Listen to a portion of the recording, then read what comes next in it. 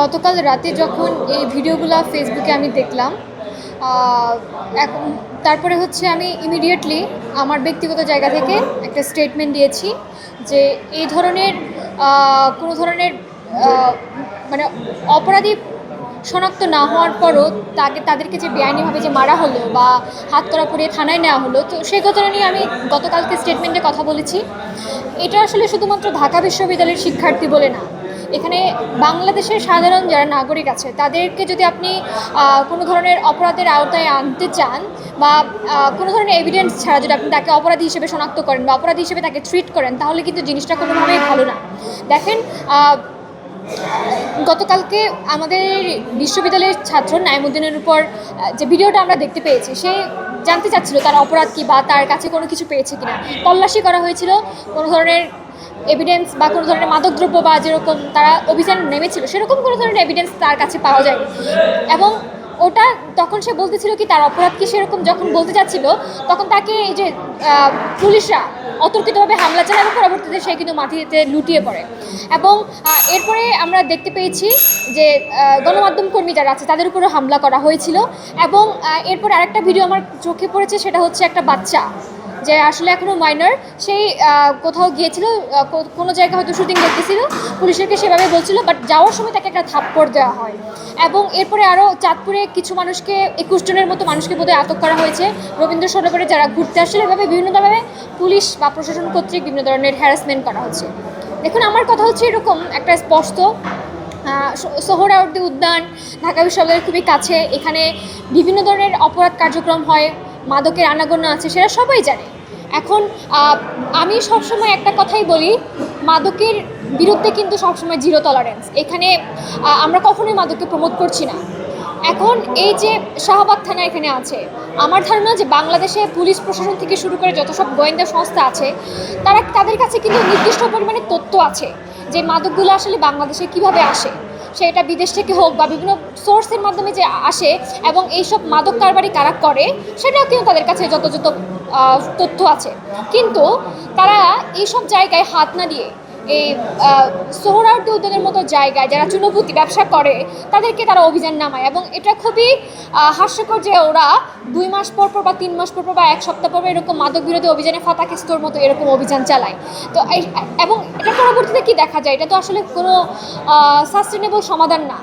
এই যে ডাকসু থেকে এরকম পদক্ষেপ নেওয়া হয়েছিল, কিন্তু এগুলো কি আসলে রোধ করা সম্ভব হয়েছে? এটা কখনোই না। তো আমি মনে করি আসলে এই মাদকের যে সিন্ডিকেটটা আছে সেটা সরকার যদি চায়, স্বরাষ্ট্র মন্ত্রণালয় যদি চায় এবং পুরো রাষ্ট্র বা প্রধানমন্ত্রী সহ যারা আছে তারা যদি চায়, পুরোপুরি নির্মূল করতে পারবে।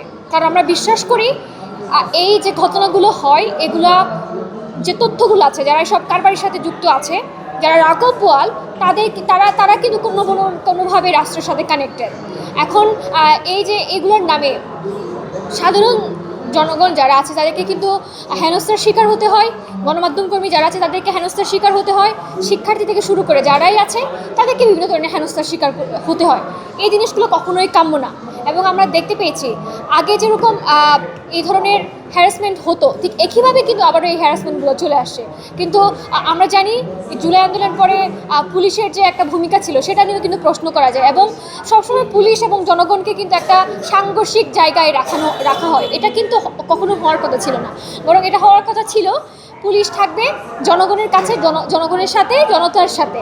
তারা তাদের আইন শৃঙ্খলা রক্ষা থেকে শুরু করে জনগণের যে চাওয়া পাওয়া আছে বা তাদের যে প্রতিরক্ষা থেকে শুরু করে যেসব প্রোটেকশনগুলো দেওয়ার কথা ছিল পুলিশের, তারা বরং এগুলো না করে তারা নিজেরাই আইন ভঙ্গ করছে। এটা খুবই লজ্জাজনক, খুবই দুঃখজনক। আমি মনে করি যে এটা পুলিশ প্রশাসনেরও দুঃখজনক একটা ব্যাপার। শুধু সাধারণ মানুষ এবং শিক্ষার্থীরা, গণমাধ্যম কর্মীরও কিন্তু আক্রান্ত হচ্ছে, আপনি দেখছেন কিনা? তো এই ক্ষেত্রে ডাকসু থেকে আপনারা কোনো আনুষ্ঠানিকভাবে যেহেতু শিক্ষার্থীরা আমরা স্বীকার করছি, আপনার কোনো কর্মসূচি আছে কিনা, কিংবা আপনারা কোনো ব্যবস্থা গ্রহণের জন্য আপনারা কোনো কিছু করবেন? আচ্ছা, গতকালকে আমি ব্যক্তিগতভাবে একটা স্টেটমেন্ট দিয়েছি এবং পরবর্তীতে ডাকসু থেকে একটা স্টেটমেন্ট দেওয়া হয়েছে, কিন্তু এরপরে আসলে সেরকম কোনো কর্মসূচি দেখতে পাইনি। বা আজকে শাহবাগ থানার সামনে যে বিক্ষোভ মিছিলটা হয়েছিল সেখানে আমি গিয়েছি, তাদের সাথে সম্মতি জানিয়েছি।